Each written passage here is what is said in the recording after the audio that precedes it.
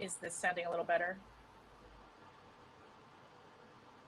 Okay, I don't know what happened with my microphone, but I got a new one, so we're good. All right, welcome back, everyone. I'm your host for this hour. My name is Bing Brunton. I'm a computational neuroscientist at the University of Washington, Seattle, and we are delighted for our three speakers for this hour. Up first, we have Nick Sexton. Nick, why don't you go ahead and share your screen?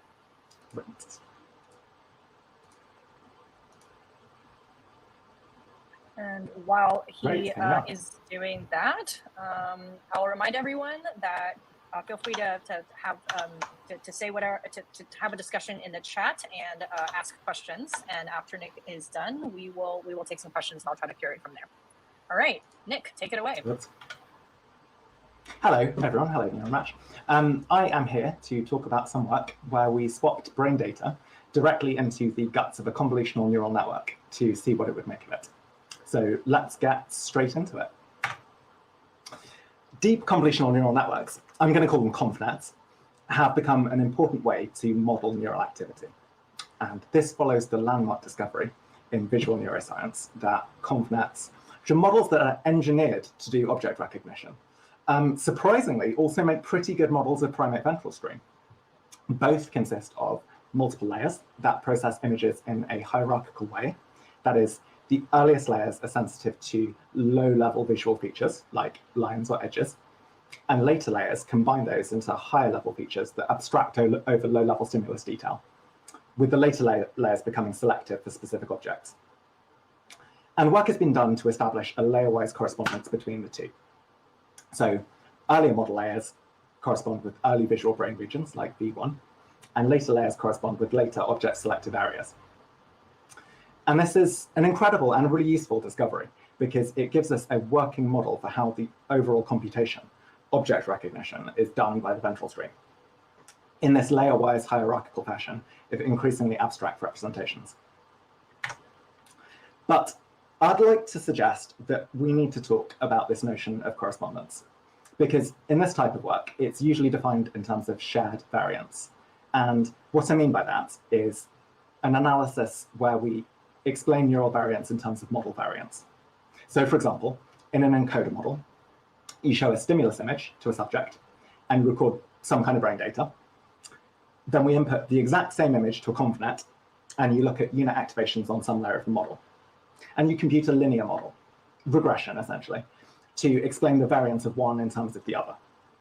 And the proportion of variance explained becomes a proxy for the degree of correspondence. And I'm not going to say very much about representational similarity analysis. It works in a different way. It looks at second order structure based on similarity of items to each other. And it does tell us really useful and complementary things. But ultimately, those similarity metrics are also driven by shared variance. But today, I'm going to argue that this definition of correspondence might be misleading if it's the only way of looking at things. So we're all happy that correlation is not causation.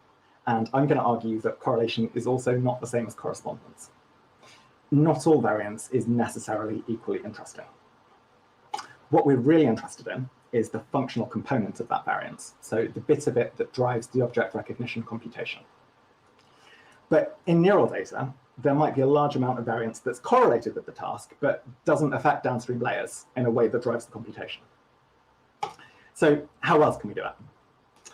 Another way of looking at it is if activations on a given model layer and a brain region truly correspond, then you should be able to substitute one for the other. So as in the previous example, you learn a linear mapping to predict model activations from brain data, but then you insert those predicted activations back into the convnet to see what it makes of them. Then you can just use the model to read out the predicted class of the original stimulus. So rather than treating all variants equally, you're using the part of the model that's already been trained to do object classification to segment the functional variance. So irrespective of how much variance we may be reconstructing, have we got the bit that's important for driving the object classification decision?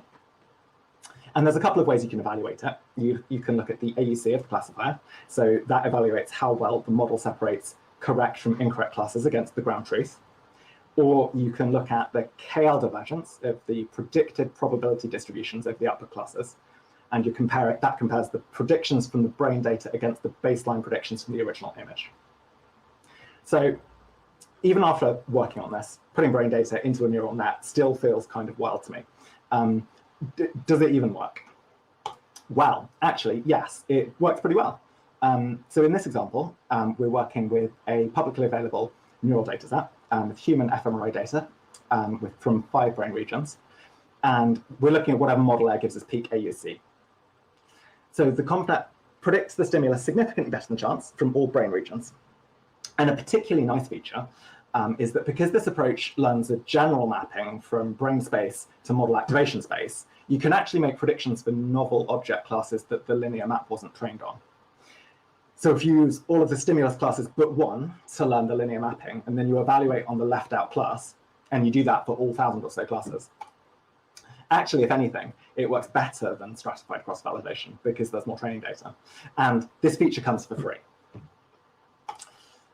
So what does all this tell us about a layerwise correspondence between ConvNets and the ventral stream?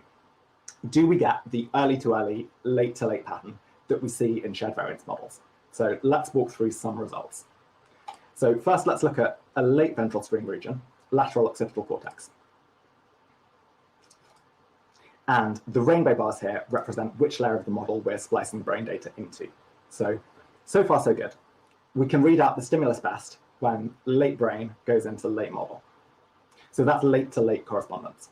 Now, let's look at early visual brain regions. So this is the off-the-shelf definition in Bold 5000, which includes V1 and V2. And okay, so the best correspondence with this early region is still the late model layers. So with this method, we do not see layerwise correspondence. And we see the same pattern for early and late brain regions across 3 publicly available neural data sets. And I won't rehash each one, but you can check out the full results in our preprint. But how can we reconcile our results with this finding of layerwise correspondence, early to early, late to late, from shared variance methods? While information in early visual areas correlationally corresponds to early model layers, it doesn't functionally, we haven't found it to functionally correspond. So the information isn't able to drive the computation. But instead, there's information there which drives a higher level part of the computation. So how did it get there? And what's it doing? So I would like to talk about the possibility that it gets there through recurrent connections. We know that the ventral stream has extensive recurrent connectivity, which is not a feature of this type of feed-forward ConvNet. And there's a lot of other empirical evidence as well that high-level object identity information does get passed back to early visual areas.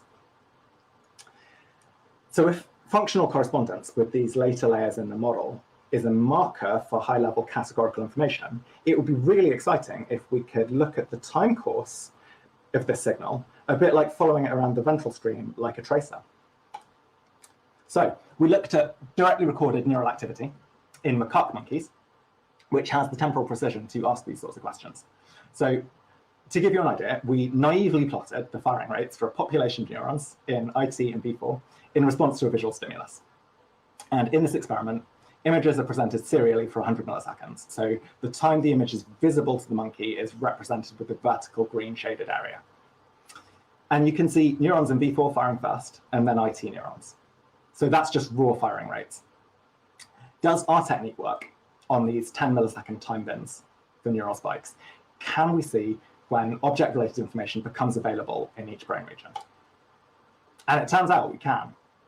So we're interested in the source of the late layer correspondence with the model. So this is what happens when you interface these brain regions, these 2 brain regions, with the last convolutional layer in the model. And the y-axis here is KL divergence, so lower is better. And what you're seeing is the neural data coming into functional correspondence with the ConvNet, which of course doesn't have a temporal dimension, in response to each stimulus. So if V4 and IT are bidirectionally connected, and their activity is influencing each other over time, how can we know how much of this is V4 driving IT, or IT driving V4, or both? So thinking about bidirectional information flow between 2 recurrently connected regions is complicated, but let's break it down to 3 time steps. First, the feed-forward flow of low-level visual stimulus information at the earliest point in the forward pass is fed forward from V4 to IT, and then on later time steps, they drive each other. But crucially, activity in V4 affects IT before the converse. On the other hand, high-level object class information originates in later ventral stream regions, but only after the forward pass has got there, and then it gets fed back. But in this case, activity in IT affects V4 first. So really, it's all about which happens first. So armed with this hypothesis, we're going to use Granger causal modeling to identify which region is driving which for each type of information. So in this context, what Granger causality tells us is, given two time series, V4 and IT, you could say IT is Granger causal of V4 if you can predict the next time point for V4 significantly better using the past history of V4 and IT together than you can with the past history of V4 alone. So it provides some evidence for whether V4 is driving IT or vice versa, or indeed both. So as a sanity check, let's look again at the raw firing rates in each region and see what the GCM tells us. So the y-axis here is the likelihood ratio of the Granger causal model compared to the null, with orange referring to V4 driving IT and blue refers to IT driving V4. And reassuringly, for raw firing rates, V4 drives IT first. So this would be consistent with a forward pass. Now, let's look again at functional correspondence with layer 5C in the model, which we're thinking of as high-level information. So which region is driving which region? Well, what's really interesting here is that even though in aggregate it looks like V4 starts to come to correspondence first, the GCM tells us that the signal in IT is predictive of the signal in V4 slightly before V4 starts driving IT. So this does look like high-level information starting to appear in IT and then feeding back to V4. And I think this is really exciting. It gives us a way of following different types of information flowing in different directions in the ventral stream. And this is not just relevant to vision, but increasingly ConvNets are being used to model other domains, such as audition and language processing. So I think this makes for a really exciting opportunity to show how information flows between interconnected brain regions. So what would I like you to take away today? First, it turns out that you can use the pre-trained weights in a ConvNet to do object recognition from various kinds of brain data relating to whatever the subject is viewing. And we showed that it works for both fMRI in humans and electrophysiology in monkeys. But I'd love to try this with MEG data as well. Second, we need to talk about what it means conceptually for a brain region and a layer in a model to correspond. What is the neural variance we're interested in explaining, and what does it mean to explain it? And one answer that I've argued for today is the functional sufficiency answer. That is, can you use the variance to drive a candidate model's output behavior? Third, it suggests that a strictly hierarchical notion of ventral stream with low-level stimulus information in early regions and high-level information in later regions is maybe too simplistic. So after about 70 milliseconds, all these regions contain high-level information. And so I think our models need to be incorporating recurrence as well. And not just local recurrence within a layer, but these results suggest that long-range recurrent connections are important too.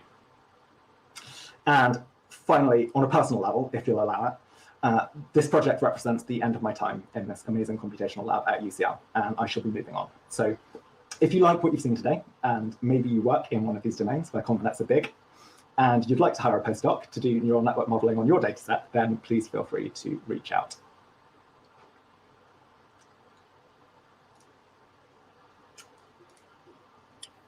Thank you, Nick. There we go. Oh, right. Close my window.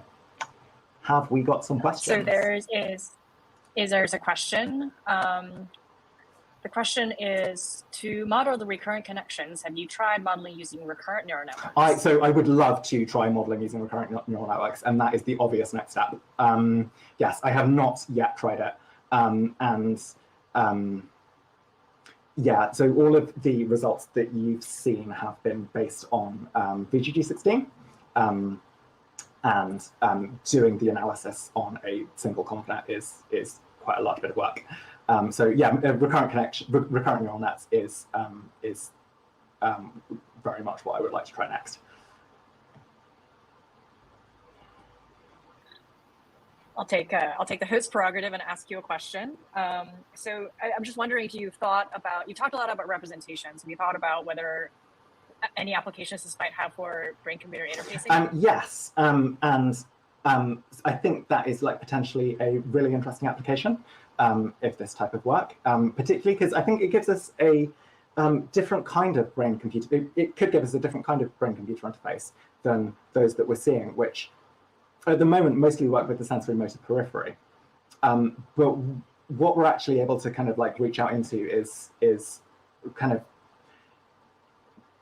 like semantic category specific information. It's kind of like it's really getting at category knowledge. It's kind of, it's more like the stuff of thought. Yeah, I think yeah, the potential for future applications there I think is really exciting. I see we've got another question, which is sorry, do you want to go?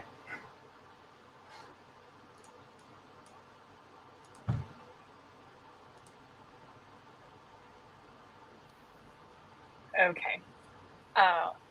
Thank you so much, Nick. This is wonderful. Thank you for sharing your research with us. And we all have a link to Nick's preprint in the chat. So anyone who would like to know more, I'm sure there's a lot more details in there. And following up with Nick, I'm sure he would appreciate having anyone reach out to him. Okay.